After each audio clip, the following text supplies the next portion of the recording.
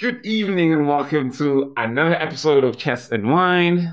My name is Adi Bila, and today we are being joined by the number one player in South Africa. Not the number one player in any province, not the number one player in Mpumalanga, number one player in Gauteng, Western Cape, or anywhere. The number one player in the whole of South Africa. And yes, you've guessed it. I'm talking about international master, the only current 2400 plus rated player in the country. I'm so excited to introduce. I am Mohammed Henry Steele. Two chess and wine for tonight. My goodness. It's obviously going to be a brilliant and exciting interview. So yeah, I hope you look forward to it while he comes and he joins us in a few minutes. So, International Master Henry Still, sorry, welcome to Chess and Wine. It's good to have you. It's good for the first time to be speaking to South Africa's number one chess player. Welcome to Chess and Wine. Thank you very much. I don't think only South Africa is number one player, though. That's entirely accurate. But I mean, it actually is in terms of the rating, because I was again for refreshment purposes looking at the rating list for September, and still it shows you at the top at number one with the rating of 2400 and I think and 7. Yeah, I'm not sure what exactly.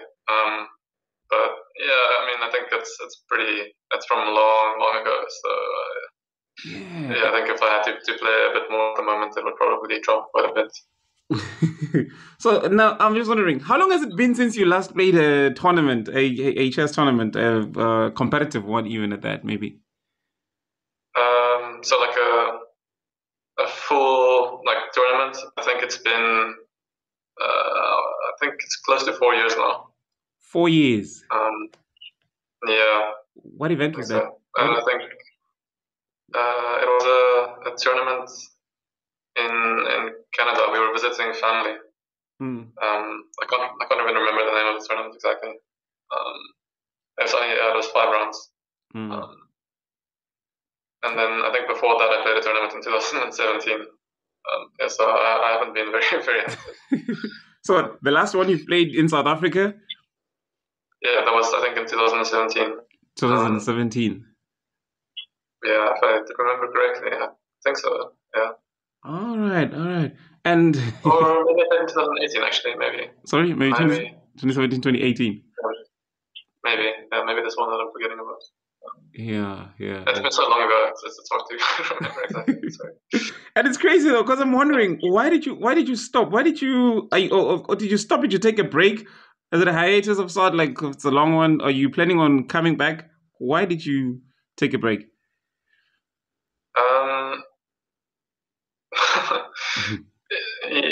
Yeah, I mean, I guess I never thought again, now I'm going to stop. It's just sort of things started happening in my life outside of chess. So I got married. I started working full time. I had kids as well. So yeah, I mean, I suppose things sort of take up more of your time. It gets harder to play a tournament or to play full time. I mean, I could play. I mean, there are lots of tournaments. It's easy to play. But yeah, I guess it's hard to play. If I play, I would want to play. I guess when I'm feeling that I'm prepared to play. If that makes kind of makes sense. Yeah, it's hard for me to just sort of rock up and play casually. Okay. So, and yeah, but no, I'm just thinking. Is that the reason why because you'd want to be fully prepared? I understand that. But I mean, I'm thinking that if you could just rock up to any tournament in the Western Cape or anywhere where you are, obviously not a national or international big event. If you just come and play a tournament, you'd probably still win a regular club tournament, wouldn't you? Depends on who plays, I guess. There's some pretty good players in the country as well. Some other good players. Yeah. No, it's I don't know. It's I still enjoy chess and I still love chess. Do you at but least these days do you play online though at least? yeah, not that frequently, but I do. I do play online. I still follow chess as well. I watch chess. Yeah, I mean, I still like every day I'll look at something, like not study something, but maybe like a chess game or a few puzzles. Yeah, like I read like on chess or check out the tournaments that I'm doing. Maybe watch Cup that was played recently. Yeah. So I mean, it's still like a part of my daily life. Yeah. But yeah, it's not quite the same as it used to be. Being there in the center of it. Yeah. Yeah. And do you do any coaching? Have you ever done any coaching and obviously decided to stop full time as well? Yes, I used to coach more when I was younger. So I coached when I was little, I coached a couple of schools. And I also I was coaching for nationals. I was sometimes coaching some of the Western Province junior teams, like the under 14 or under 16 teams. So then I would go to nationals and I'd be there and sort of help them get ready before the tournament. And then one time I coached the World Youth team as well. Well, I wasn't the head coach. I think Johannes Mabusela was the head coach, or Justin Wilkin. I can't remember exactly. You were assisting the head coach. Yes, I think Johannes Mabusela was maybe the head coach. But I was assisting, and I went along as well to help out. Yeah, at the moment, the person I coached really, but we also see him much is someone. We've sort of known him since very young. And my wife actually coached him, and then he moved. And your wife is a chess as well. Yeah, she's a national. Oh yeah. All right.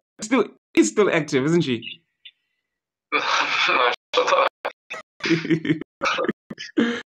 She's more active in the sense that she coaches a lot.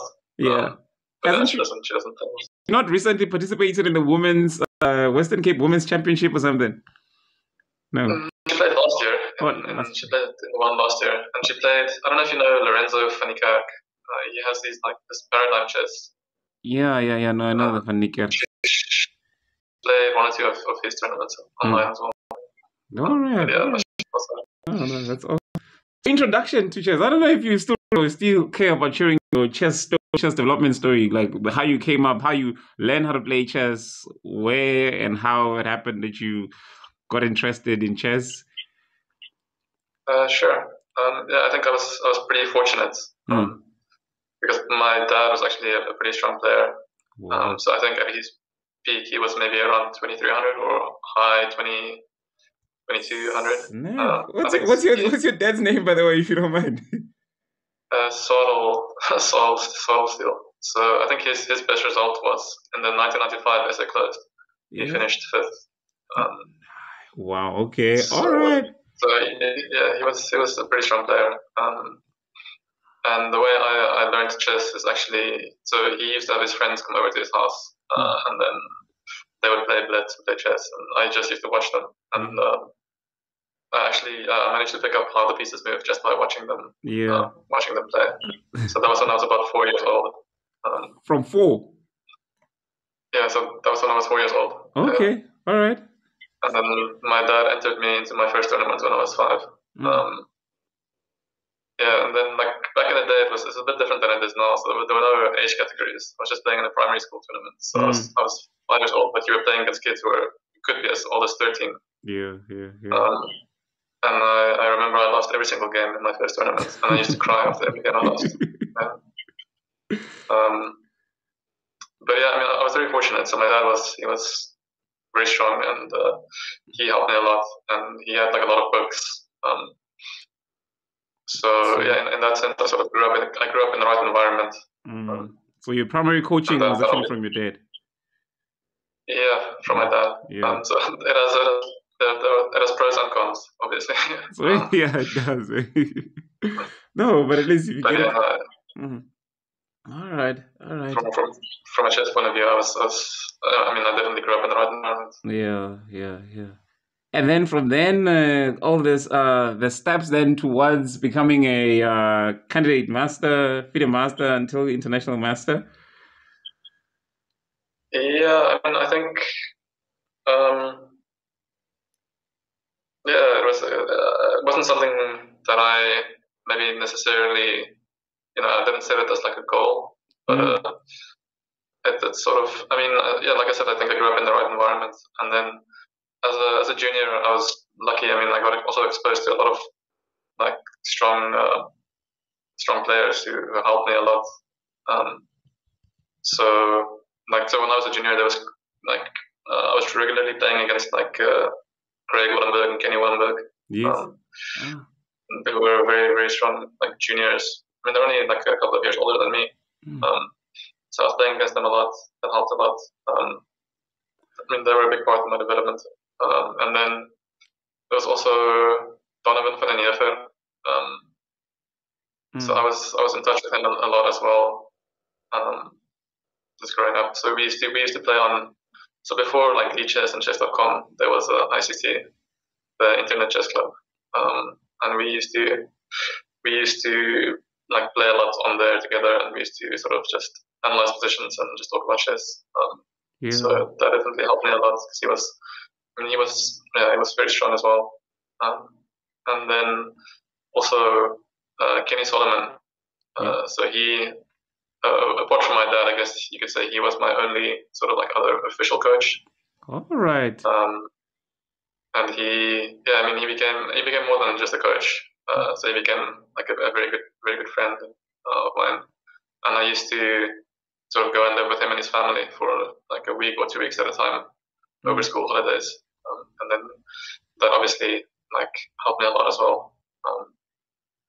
So yeah, wow. So I mean, I think no, because I'm seeing, I'm feeling that thing, this sense of being exposed to this culture of chess that we normally speak of. In the Western Cape, there's a very rich chess culture that is there, and obviously you getting it from home, and then again having access to players like the Donovan and Kenny and all the others. I'm sure it kind of made it easy. So again, even the what's more interesting is that even the pursuit of the titles was not something that was so uh, targeted by. yeah, Yeah. yeah, no. I mean, I think when you're a junior, Mm. um, you sort of, or maybe just when you're a kid, like it's hard to be realistic, right? So it's like you don't dream small, right? So and like it's like you want to be a grandmaster, you want to be like the best, you want to be like a world champion, right? That's kind of like Mm. so just the sort of like attitude that you have. Um, Yeah, yeah. yeah, but I mean, I think just for me, I was just like playing as much as possible and like having fun. That was Yeah. So that's what led to it. But do you still have it, or do you still have any aspirations of becoming a grandmaster? Do you see it happening, or have you given up on that? Like it wasn't just a big deal for you, or what are your thoughts yeah. around that? Your feelings around becoming a grandmaster? It was never that big a deal for me. The problem that I have with becoming a grandmaster is it wouldn't be enough. Like it wouldn't stop there. Like I Yeah. wouldn't be satisfied. Like personally, let's say I become a grandmaster Mm. and then like I stop there. I wouldn't be satisfied with like being sort of like just like a 2500 grandmaster. If I became a grandmaster, it would have to be like I have to go. Yeah, I wouldn't be satisfied until I get to like 2600 or yeah. I mean, 27 Super GM um, level. yeah, I'm not sure if I'd make it there. um, but yeah, so for me, yeah, yeah, I mean, grandmaster title in and of itself wasn't that important. It would be more, yeah, I want to like if I did something like that, it would be like a full commitment, right? It would be like, okay, this is the one thing you're going to dedicate yourself to. Yeah. Um, Mm. and yeah, I don't know. I was never not sure if it would have been the right thing for me. No. I see. I understand. I see what you mean. But then you say you are you following the current chess scene in South Africa? Are you aware of any of those activities? Because I just want to find out, like, are there any players of interest to you? Like, are you looking at any current players and thinking, all right, so and so is quite an interesting player, or you like their style, or just their upcoming, their rise in terms of ratings and so forth? Are you following anything in terms of the chess in South Africa? Yes, I mean, you hear names, obviously. So there are a couple of people that sound very interesting and sound very talented.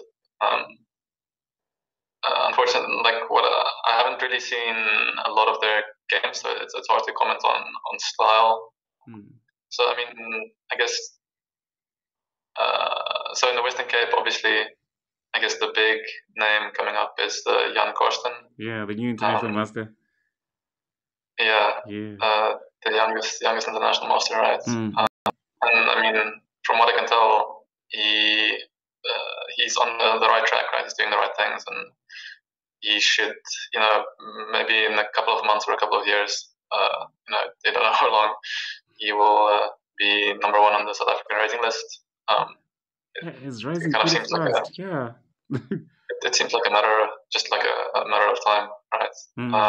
So that's good to see. I think like one of the problems I had with South African chess is that I think for a long time after me, there wasn't anybody else coming up. Yes. I think I made the South African team in 2008 or 2007 for the first time, and then I think like after me, there wasn't anybody younger than me joining the team for like a very, very long time, and I think that's obviously not a good sign for the chess scene in general. For development, yeah, it's not. Yeah. And again, if you look at the number of years that you've been away, right, it just sort of confirms that. Yeah, it shouldn't be. I mean, if you look at the average age of the last Olympia team as well, I think there were two. I mean, so Daniel Barish was there, and I think Banele was there, right? Yes. So they brought it down, but then there was Kenny, who's over 40, Watu is over 40, and Daniel Caudry, he should be over 40 as well, I think. Apologies if it's not. I don't think he's 40 yet. I think he's around 37, 36 or so. Yeah, I think it's one in 80. No, I'm 34, and he's definitely more than 6 years older. Isn't Kenny? Sorry. Oh, you said Kenny. I'm thinking Daniel. Not you're saying Kenny Solomon now, right? Yeah. Hey? No, Daniel was born in 82, so Daniel is 41 now. Oh, right? Oh, yeah. Yeah. Jeez. I'm 34. Kenny is 10 years and 1 day older than me, so he's 40. Well, he's turning 44 soon. I mean, Watu is even older than that. Yeah. So yeah, I mean, I'm happy that like Daniel Barish and then Banele, they're sort of like they broke into the scene. And I mean, I'd be very I think one thing that would tempt me to sort of like play a little bit more seriously and try to qualify for the Olympia team is if the other players in the team were sort of like younger and I think maybe more ambitious. So for example, maybe like Daniel Barish, Banele, Jan Korsten, maybe like I think there were also like the Leviton. Caleb Leviton, right? Yeah. So that's another name that I've heard of. I think the juniors, they have more ambition, and it'll be for me. I've experienced sort of like a team tournament in the role of the youngster, sort of getting experience from the older players. Yeah. But I haven't been in the role of sort of like one of the older players on the team yet, and sort of being able to share experience and maybe help out in that way. So I think that would also be an interesting new experience for me. Yeah, no, I see. But yeah, so I mean, will you get to give back, at least guide some of the youngsters as well? Yeah. Yeah, hopefully, if I can. But now, how many times have you qualified for the Olympiads? Because I've seen that you've I played 4 Olympiads. 4 already? Well, already. I mean, my last one was 9 years ago. So. No, that's a lot. No, because I can understand why you would lose interest. Like if you've already played 4 Olympiads, It's not challenging to get. No. Eh? No, the Olympiad is the one tournament I think that nobody loses interest in, right? I mean, look at Watu and Kenny. Like, how many Olympiads have they played? They've both played more than 10, maybe close to 15, I guess. So, I mean, yeah. So no, I think that's the one tournament that is sort of like the biggest reason to play in South Africa, right? Is to qualify for the Olympiad. For the Olympiads. That's like the big, yeah, for the biggest goal. And the World Cup? Have you played the World Cup before? Yeah, I played the World Cup in 2011. Is that I got knocked out in the first round. No big surprises. I think I saw somewhere where was it I don't know if it was an article I read where Dr. Bauer wrote that you what the American chess community must know you because was it at the Olympiad or at the World Cup you beat one of their grandmasters? Was it Ivanchuk or something? Now I'm gonna put in people's names. So at the World Cup I played against Ivanchuk, but I mean Ivanchuk is from Ukraine. He beat me 2-0. But yeah, I won against Katakamsky from America in the 2014 Olympiad. In the 2014 Olympiad. Yeah. Oh. But I was very, very, very lucky to win that game. I think it's more he was playing below his usual level. He was? Yeah. How old were you at the time when you were playing the Olympiads and beating the Grandmaster? So when I beat Kamsky, I was very old. I mean, I was 25, so not really a youngster anymore. I played my first Olympiad when I was 19, 18. Wow. Would you say you were the youngest ever Olympiad player in South Africa? Or has there been anyone younger? I mean, if you look at women, like there's been women girls who've been a lot younger than me, so definitely not. And in terms of men, even I don't believe that I was the youngest. All right, but now in your current life and what you're currently busy with, do you see any role that your chess experience? I mean, do you think you're bringing anything from your chess experience to what you're currently busy with, to what you're currently doing?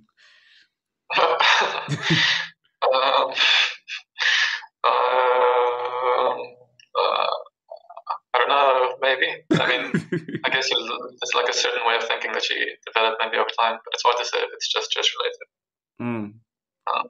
Yeah, no, I don't think, chess is chess. Life is life. So there's no resilience, endurance of mental endurance of sort that is from chess that you needed in order to be able to complete some of the tasks that you get to, I don't know, be tasked with, or I don't know, like a certain way of thinking that is needed, or maybe it's easier for you to plan for your tasks, for your, I don't know what is it you're doing right now. So. I think that's something that's useful. I find to sort of categorize things into different groups, so it's kind of like pattern recognition, which is where you can quickly sort of group something and say here this, and here. So yeah, I think that's something that I can do. Like it's easy for me to do in my current work, and it helps out. So no, but I mean, chess is. All right, but I mean, the title itself. How do you carry the title? Have you got your international master? It doesn't have any. I don't play like an international master anymore. I can tell you that. No, you don't need. I mean, but I doubt you don't. But I guess, like, I'm just speaking now in the sense of an accomplishment that you carry with you, because you've just broken a rating barrier in South Africa, and for a while you were the only one, and you. No, I was never the only one. Even when I when I got like the Iron title, I mean, like Kenny and Daniel. Kenny Solomon and Daniel Caudry, they were both like higher rated than me, I think. So were you not the first to get to 2400? No, it's not even by a long shot. I'm very late to that party. So it's just now that you're the only one. I'm the only one who's remained. Yeah. But that's also only because I haven't played enough, I would say. Yeah. Well, maybe if I played more, I would go up. I don't know. But I think I think if I had to play only in South Africa, I would go down, definitely. I think if I had to play in Europe, if I could play consistently in Europe, maybe I would be able to go up. Yeah, that's true. But playing only in South Africa, I think players are underrated. Very underrated, and every draw would actually just lose you 50 points. A draw or lose, very risky. I see. Yeah. So no. But honestly, the question about the title is honestly just to check if the title doesn't mean any. What is like you're not playing anymore? I understand, but now you still have the title. You're still an international master. It's like a non-practicing doctor, someone who's no longer any of that, but they know that I earned the qualification. I know that, but do you not? Yeah. Yeah. I mean, I think my boss cares about more than I do. That's the thing. You see what I mean? So it's still. He likes talking about it. Yeah. Because he can play a little bit, but not very well. Yeah. So for him, it's like a very big deal. So it still carries some value, at least, yeah. So I'm sure even in some social engagements or with some family gatherings, like everyone trying to play around with a chessboard, you're just gonna, they just. Yeah, I mean, some people are impressed. But yeah, I mean, again, personally, like, is an international master title really that amazing? I mean, I'm not convinced. I definitely think South Africa has the talent to produce lots of international masters and more than an international master. More than an international master. I think there are sort of external things holding us back.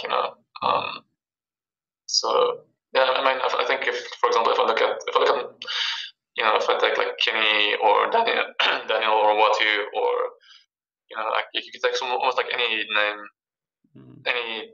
Johannes Mansilla, you could take almost any person. If you put them in different circumstances, who knows how far they would have gone. Yeah.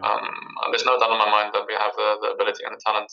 A lot of also if you look at like the majority of, like, let's take Daniel Corey as an example, or let's take Watu. I mean, at like age 15, 16, it's not uncommon for our strong players to be at 2200, 2300. Yeah. But then what happens is 10 years later or 15 years later, they're still 2200, 2300. Yeah. But what would you say are the causes? What challenges are you seeing from your own perspectives? What would you say are the reasons why this is happening? Why it's like this? Well, I think the easy one to say is, I mean, there's very limited support, right? I mean,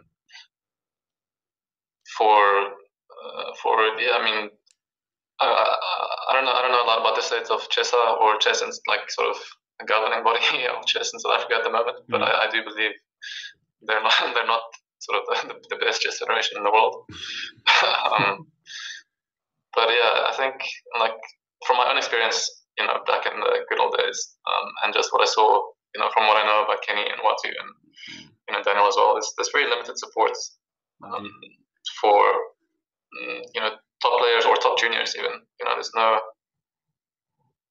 The federation isn't gonna say here we're gonna help you. We're gonna try and get you sponsors. We're gonna try and send you to tournaments overseas. We're gonna try and get you a coach. Yeah. We're gonna help you to what you need to do to become stronger.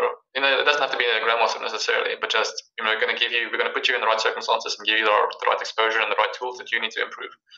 And then we believe this will be beneficial for chess in South Africa, and there's nothing like that. So I mean, if you look at like Watu, one of the reasons why he became as good as he did is because he was able to go and live overseas for a long period of time, right? Daniel Corey, when he went overseas like a few years ago, or maybe it's more than a few years, or maybe more than a few years now, he went from like low 2300 to like 2460. And like Kenny also, he went from South Africa to living in Italy, and he also went to like 2450. So it's not a coincidence. I think if you look at Jan Karsten as well, I think he has been able to play a lot of international tournaments, which is what he needs. And I would, if he ever hears this, then I would advise him to keep doing that. I think that is keep playing overseas. Yeah. You know, not necessarily. You don't have to stop playing in South Africa. But play a I'm lot not saying more. that, but yeah, I mean, expose yourself to stronger competition, right? Try and play, you know, as much as you can, and definitely against stronger players, and definitely in Europe as well, or you know, wherever it may be, but outside of South Africa. Yeah, definitely. But then now, if I were to ask you, like, if, like, in the year, or say a year or two before you stopped playing, would you say there was anything that could have happened that could have kept you in chess, besides the change, obviously the change of circumstances? Besides that, you being busy and obviously having kids and having to, I don't know, but was there anything that could have been done by the chess administration at the time, or even in this time, like any, to keep you in chess, or were there any, is any possible change in circumstances that would you think that would make you consider staying or consider coming back, or just during that time? Maybe not now, because obviously it's been quite a long number of years, even though it's so possible that you could come back. But in those years when you were still... Do you mean sort of in the capacity of a player, or just like as a coach or player or anything? Just stay involved, just in any way, like that you would want to stay involved. Like if you wanted to stay in as a player, you wanted to become a coach, you wanted to become an administrator, just to stay involved in chess, so that chess does not lose any of the knowledge, the skills, the expertise that you have gained over the years, obviously, but just to keep you. Yeah, I think, you know, if you could sort of, if you could see sort of like a governing body that's, you know, putting players ahead of themselves, and, you know, that are willing to engage with players and with people on, you know, what is best for chess in the country. I mean, I don't think I was ever sort of like, yeah, like I don't remember ever sort of my opinions being asked or my thoughts, you know, by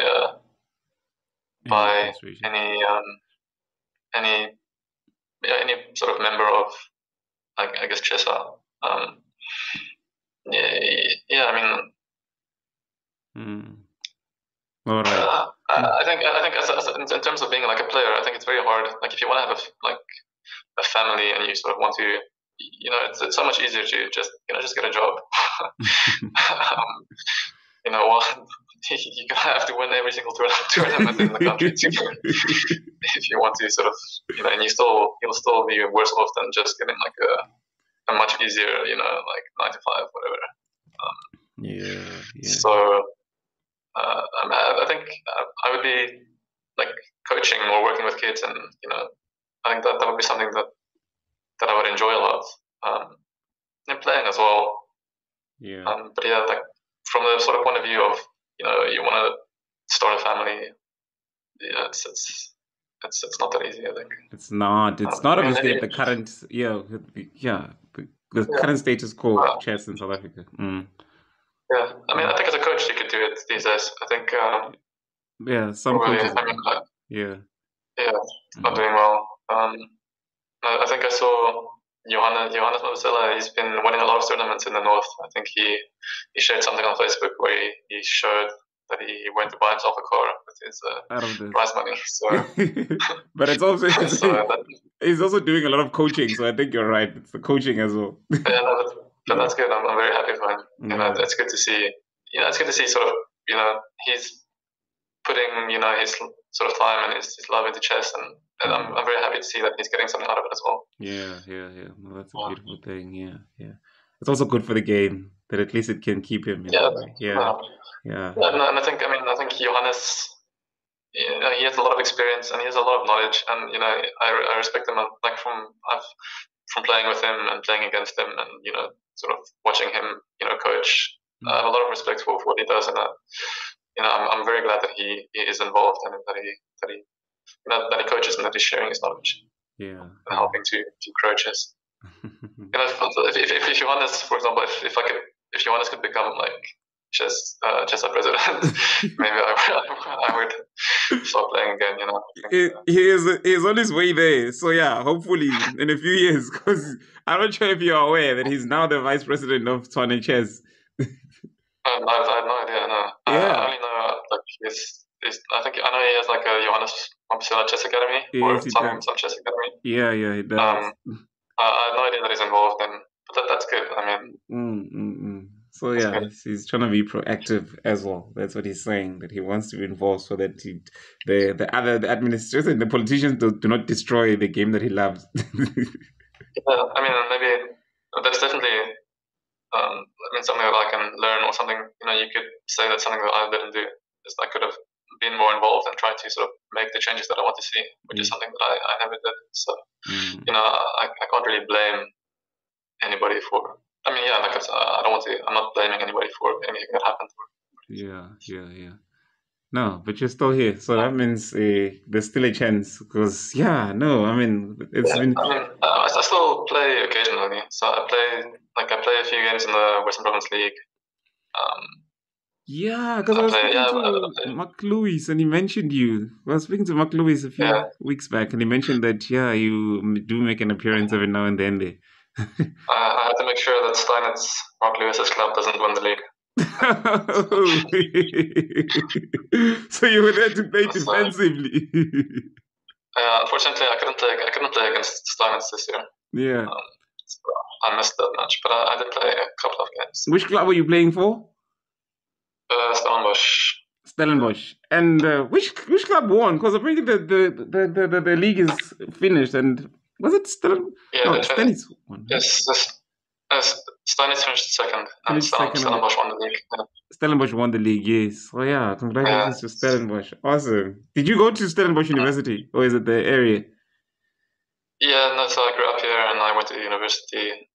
So I think the first time I played for Stellenbosch in the league would have been close to around like 2000. So I've been playing for them on and off for a long time now. Yeah. How many league games did you play for them this time? It's good that you. I only played 3 games. 3 games. Not a lot.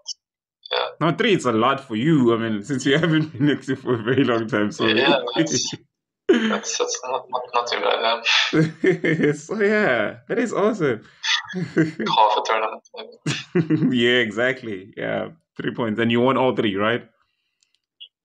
Yeah, I won all 3. Yeah, so. But it wasn't easy.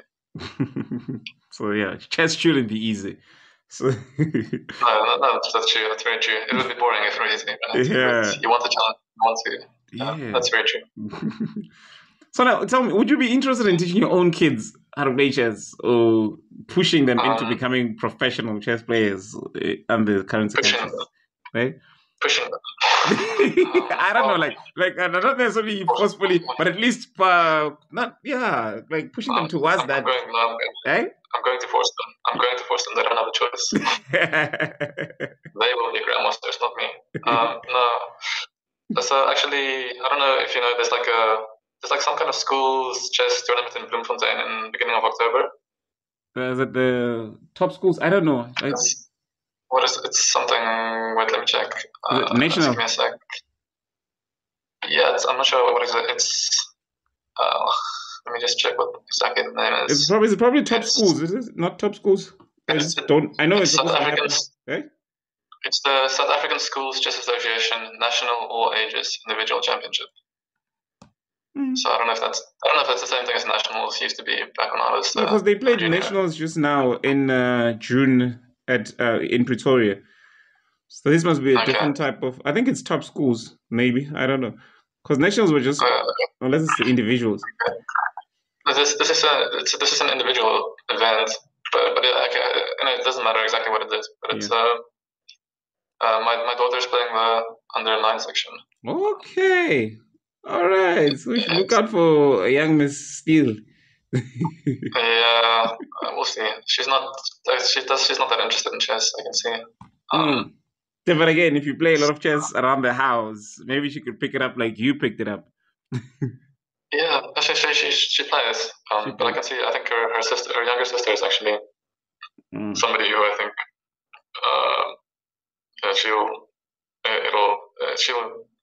it'll be more of her thing. But we'll see. So the one playing in the under 9, how old is she? 7, 8, 6? So she turned 8 earlier this year. Yeah. All right. No, that's awesome. Yeah, no. So, Were you saying something? Yeah, so I'll be there hanging out. Yeah. Oh. So no, I hope sometimes well, some of the people who are of interest try to catch up with you when they see you. They yeah, and find Yeah, ways of involving you, maybe here and there, whenever you can make time. Because I think it is always a good idea to try to involve these players with a lot of experience, especially with high rating and experience playing in this high levels. Like you played a number of Olympiads, World Cup. I think there's a whole lot more that you have to share that a lot of players who are currently at the top don't. I don't know. There's no, there's so much. yeah. Yeah.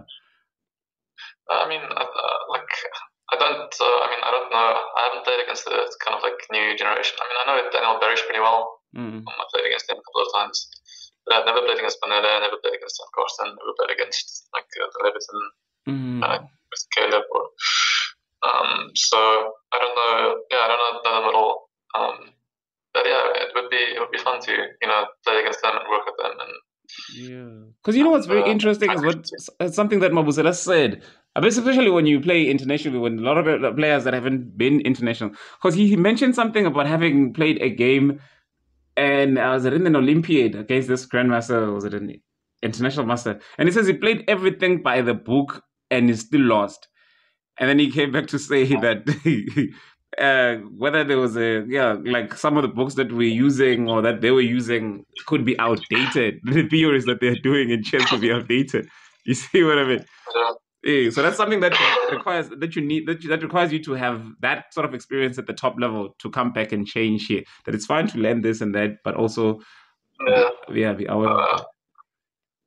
I think definitely, playing your first World Youth or playing your first like Olympiad, it's a big thing, and it's hard to play your best, the first time you're exposed.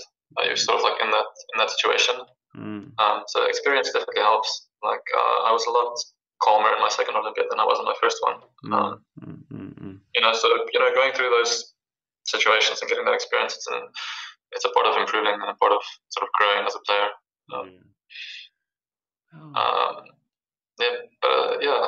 I think for our juniors, I don't know, like I mean, getting experience. It's hard to get the experience that you need in South Africa. I don't think it's possible to just stay in South Africa and get that experience. I think you have to go out, you have to somehow play internationally, and I think that is the hardest part of sort of a South African chess player's journey. I think for some players it might be easier than for others. Yeah. True. But I definitely think like if there's some kind of like federation who wants to do something, for South African chess, and I mean there's different ways you can do things. Obviously, grassroots is important, and getting like a good structure and all that. But you should take care of your promising players as well, your up and coming players, and getting them exposed to playing international events and to maybe working with international coaches as well. Would definitely be an important step. And I think actually this might be a little bit controversial. I don't know, but I think like the COVID pandemic was actually one of the best things that happened to like chess in South Africa. How maybe so? It's still a little bit early to say, but I think it might be.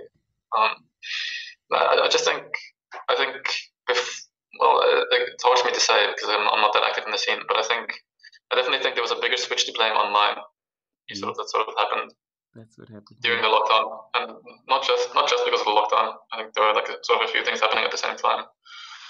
But I think the fact that more South African players are playing more online, and that they're playing at higher levels, and that they're playing against stronger players as well at higher levels. I think that kind of exposure can only be good. I mean, if you look at Panele on like Leeches, or Keith, or like I think there's quite a few other players as well who they're maybe not that high rated in South Africa, but they got good ratings online, and they're getting exposure playing against like title players online or just other strong players online. And I think I think that could be something that South African chess needed, and to just improve the general level. Oh, that's so true, and it makes a lot of sense. Because I remember someone crediting the rise of the Nyasta boys, is it Tiziano and Charlton, to COVID, and Yeah, saying no one knew about them before COVID, and then after COVID they just no, came up. Yeah, yeah. So I mean, yeah, there are good examples from Western Cape as well, Charlton and Tiziano. yeah, Um, yeah. I think also, if I'm not mistaken, I'm not 100% sure about this, but I think they do work with Wattier as well. Hmm. So I think he does help like a lot of the kids in Western Cape as well. Yeah, sounds So very possible. as far as I know, he has worked with them as well, which I think also helps. But yeah, I mean, they're like Charlton especially. I think is like he's like a monster online. Yeah, yeah, yeah, yeah. So true. Yeah, so I think he just needs more experience over the board. Mm. Mm. Wow. All right. No, you see now, I feel like I've taken you up. I've only asked for 30 minutes now. I think we've went on for 40 minutes, but it's been a pleasure speaking to you. I am still, and it's now we're still in awe. The whole of South Africa is still in awe. Everybody always sees your name at the top there and they always wonder about you because they never see a tournament. But at least they're going to get to Yeah, be introduced to you now from here, from this podcast. It's been a yeah, I great think pleasure speaking to you. Hopefully, we can do it again some other it's kind time. of, Hmm? yeah, I think it's the kind of thing where most people know my name, but nobody knows who I am. Yeah. Um, no, thank you for inviting me to talk and taking the time as well. All right, no, thank you. Because again, I think I don't have any updated pictures of you, so please send me a few so I can use them here again, so that they can be able to recognize you when they see you in Bloemfontein. Eh? I've lost all my hair. No, it's use an old picture. It's So, but I can't um, be. The thing is, I can't be using a picture from 10 years ago to say, okay, this is I am Henry still speaking to me here. and I'll see if I can find a picture from the league. All right, that'll be awesome, awesome. Thank you for your time. Well, I'll definitely try to keep in touch with you. Thank you so much. Cool. Thank you very much. Sure. It was fun. Thanks, bye. Bye.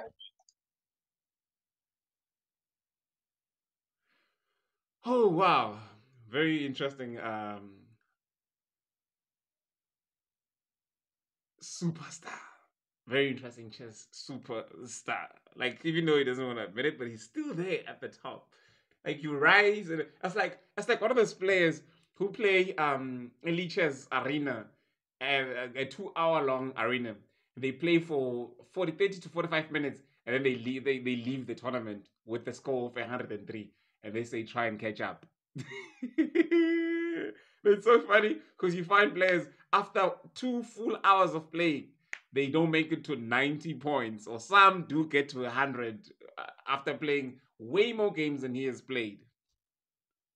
It happens. Go look at it. I mean, go watch some of these games on leeches in the tournaments that people do. So it's sort of the same thing that International Master Henry still did, getting to 2400 rating Chesterfield, and then obviously you start playing for a while, and now still very few people manage to reach that level to get to that rating. Will you be the next one to reach or to break that 2400 barrier? We know Kodri did it. We know, oh, I am Kodri did it. We know GM Solomon did it. But we still need more. I mean, like after 10 years, they can't just be 2, 3, 4 players to have done it in South Africa. Even now, the administration needs to just look at themselves and say, goodness, what are we doing? What is this? But wow, no, very, very interesting character. It's been a pleasure speaking to International Master Henry Still.